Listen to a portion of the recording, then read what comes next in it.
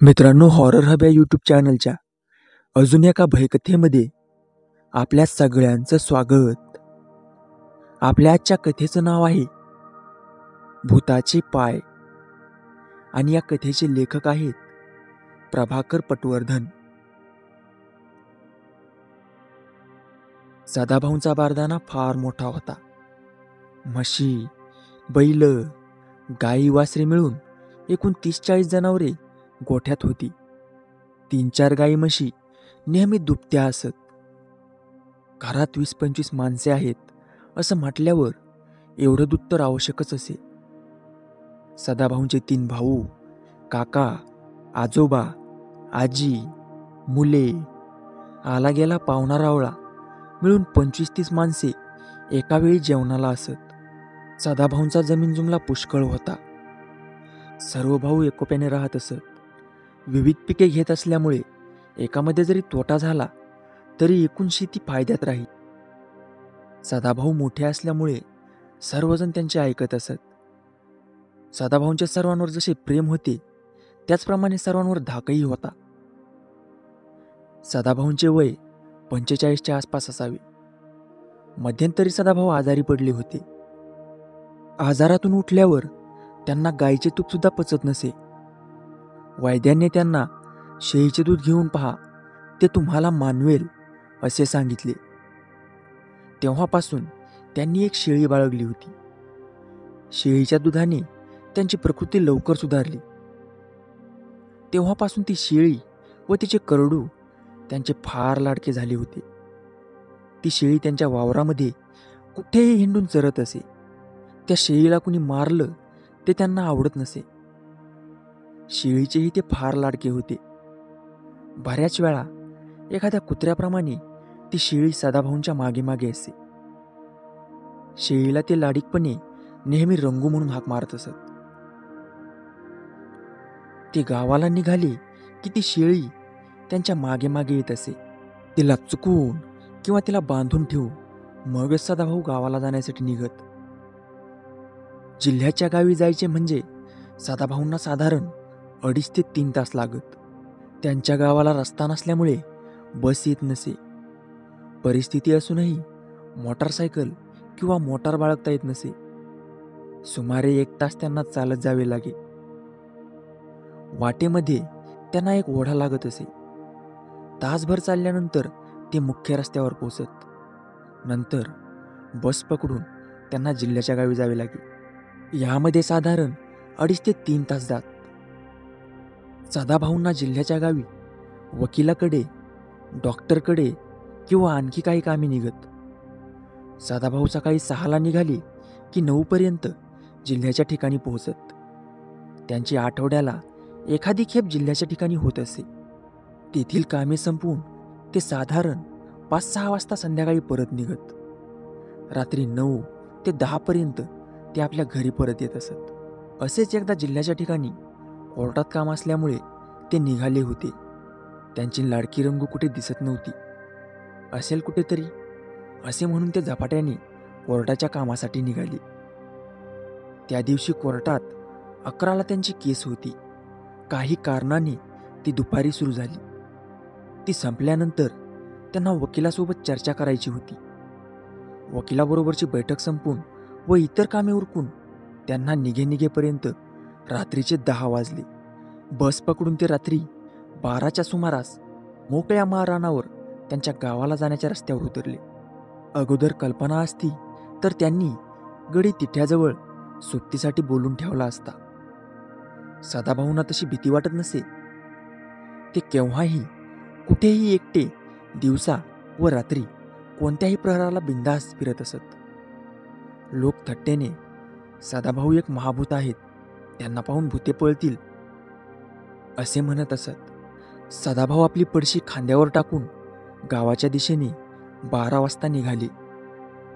पौर्णिमा होती. चंद्राचे स्वच्छ चांदणे पडले होते.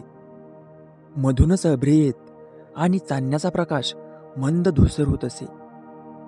गावाला जाणारा रस्ता अर्धा माळरानावरून होता व पुढे झाडीतून गेला होता. या झाडीमध्ये वाटेवर ओढा होता. उन्हाळ्याचे 2-3 महिने सोडले तर त्या ओढ्याला बऱ्यापैकी पाणी असे. ढोपरभर किंवा त्याहून जास्त पाण्यातून ओढा ओलांडावा लागे. सदाभाऊ झाडीच्या रस्त्याला लागले आणि त्यांना एका शेळीचा आवाज ऐकू आला. त्यांना तो आवाज रंगूसारखा वाटला. एवढ्यात त्यांची रंगू काळोखातून पुढे आली. त्यांच्या अंगाला प्रेमाने अंग घासू लागली. एवढ्या रात्री रंगूला पाहून सदाभाऊ दचकलेच. त्यांच्या मनात विचार आला, बरे झाले, आपल्याला उशीर झाला. आपण आता हिला सुरक्षित घरी घेऊन जाऊ. रंगूला एखाद्या श्वापदाने खाऊन टाकले असते. रंगूला घरच्या लोकांनी बांधून का ठेवलं नाही? मी निघताना हिचा निरोप घेतला नाही म्हणून ही बहुधा मला शोधत इथे आली. रंगूला काही भलते-सलते झाले असते म्हणजे? घरी गेल्यावर चांगलीच तासनपट्टी काढली पाहिजे. रंगूचा बच्चूही बरोबर दिसत नव्हता. तो सुरक्षित असला म्हणजे झाले. सदाभाऊ घरी लवकर जाण्याच्या ओढीने भरभर चालत होते. रंगू त्यांच्या मागोमाग येत होती. त्याला भराभर चालता येत नव्हते. तिच्या पायाला बहुधा काहीतरी लागले असावे, त्यामुळे ती किंचित लंगडत होती. सदाभाऊंनी रंगूला उचलले आणि पाठीवर घेतले.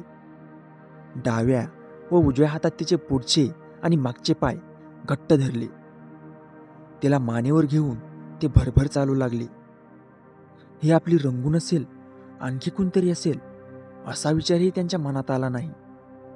चालता चालता रंगू जड होत चालली आहे असा भास त्यांना झाला.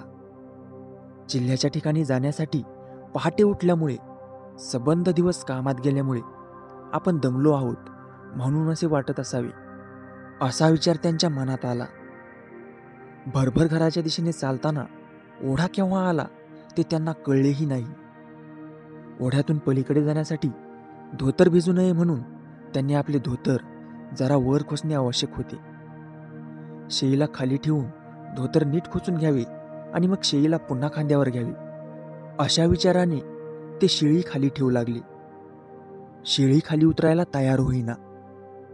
त्यांना शेळीला खाली ठेवता येईना. सदाभाऊंना थोडे विचित्र वाटू लागले.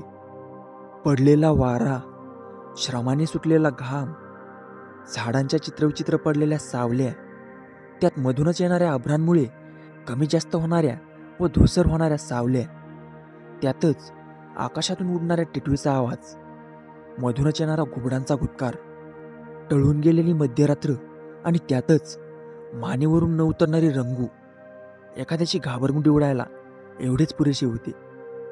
रंगू खांद्यावरून उतरत नाही असे पाहिल्यावर त्यांनी तिला एका हाताने धरून ठेवून दुसऱ्या हाताने आपले धोतर खोचले. ओढा ओलांडण्यासाठी पाण्यात पाऊल ठेवले. एवढ्यात लांब कोल्ह्यांच्या कोल्हेकुईचा आवाज ऐकू आला. न घाबरणारे, न डरणारे, स्वतःचे एक भूत आहे असे ज्यांना विनोदाने गावकरी म्हणत, ते सुद्धा आता जरा कंपायमान झाले होते. पटकन ओढा ओलांडावा आणि उरलेल्या 10 मिनिटांचा रस्ता पटकन पार करावा आणि घरी पोचावे असे त्यांना उत्कटतेने वाटू लागले. मनातल्या मनात त्यांनी रामनामाचा जप सुरू केला. शेळीला खांद्यावरून उचलून फेकून द्यावे असे त्यांना वाटत होते. शेळी जड होत होती. तिची खांद्यावरची पकड जास्त घट्ट होत आहे असे त्यांना भासत होते. सदाभाऊ ओढ्याच्या मध्यभागी आले आणि त्यांना शेळीचे पाय लांब होत आहेत असे वाटू लागले. चांदणे, अभ्रे, झाडे, सावल्या, मनात होणारी घाबराट, नक्की कशामुळे असे सदाभाऊंना वाटत होते की खरेच रंगूचे पाय लांब होत होते सांगता येणे कठीण आहे. सदाभाऊ खूप घाबरले. ते कसेबसे ओढा ओलांडून पलीकडे आले व तिथेच बेशुद्ध होऊन वाळवंटात कोसळले. सदाभाऊ जेव्हा शुद्धीवर आले त्यावेळी ते आपल्या घरी, आपल्या माणसात, आपल्या बिछाण्यावर होते. त्यांना सडकून ताप भरला होता. त्यांची पत्नी त्यांच्या कपाळावर गार पाण्याच्या घड्या ठेवत होती. 4 दिवसांनी त्यांचा ताप निघाला. त्यांची तापातील असंबंध बडबडही संपली. त्यांना 4 दिवसात त्यांच्या आवडत्या रंगूची आठवणही झाली नाही किंवा कदाचित होऊनही त्यांनी बाहेर दाखवले नाही. 8-15 दिवसात त्यांची शक्ती भरून निघाली. ते पूर्वीसारखे हसू बोलू लागले. झाले ते असे झाले. 9-10 वाजेपर्यंत येणाऱ्या सदाभाऊंची घरच्या लोकांनी 12 वाजेपर्यंत वाट पाहिली. त्यांचे बंधू 2 गडी बरोबर घेऊन रस्त्यापर्यंत सदाभाऊच्या शोधासाठी निघाले. वाटेत वाळवंटात ओढ्याच्या काठी सदाभाऊ बेशुद्ध पडलेले आढळले. शेजारीच त्यांची लाडकी रंगू उभी होती. रंगूसकट बेशुद्ध सदाभाऊंना घरी आणण्यात आले. रंगूला तर घरी बांधण्यात आले होते. तिने आपली सुटका केव्हाच करून घेतली होती आणि ती सदाभाऊंच्या जवळ कशी गेली कोणालाच काही कळेना. ही सर्व हकीकत सदाभाऊंना पूर्ण बरे झाल्यावर कळली. रंगू खरेच होती की खऱ्या रंगूच्या अंगात कोणी भूत आले होते की एखाद्या भूताने रंगूचे रूप घेतले होते आणि नंतर ते भूत निघून गेले व तेवढ्यात खऱ्या रंगूने आपली सुटका करून घेऊन ती तिथे बेशुद्ध सदाभाऊंजवळ येऊन उभी राहिली. सदाभाऊंना भास झाला की जे झाले ते सत्य होते. नक्की काय झालं असावं हे एक कोडं आहे. रंगू अजूनही सदाभाऊंची आवडती आहे. जेव्हा ती दुभती असते तेव्हा तिचे दूध सदाभाऊ आवडीने पितात. तेव्हापासून जेव्हा जेव्हा सदाभाऊ जिल्ह्याच्या ठिकाणी जातात तेव्हा तेव्हा ते आपल्याबरोबर एक गडी नेतात. हल्ली सदाभाऊंचे दिवसाच्या व रात्रीच्या कोणत्याही प्रहरी बिनधास्त फिरणे कमी झाले आहे. मित्रांनो, स्टोरी कशी वाटली कमेंट करून नक्की सांगा. व्हिडिओ आवडल्यास व्हिडिओला लाईक करा आणि अशाच भयकथांसाठी आपल्या चॅनलला सबस्क्राईब करायला विसरू नका. तर मग भेटूया अशाच अजून एका भयकथेमध्ये. तोपर्यंत राम राम.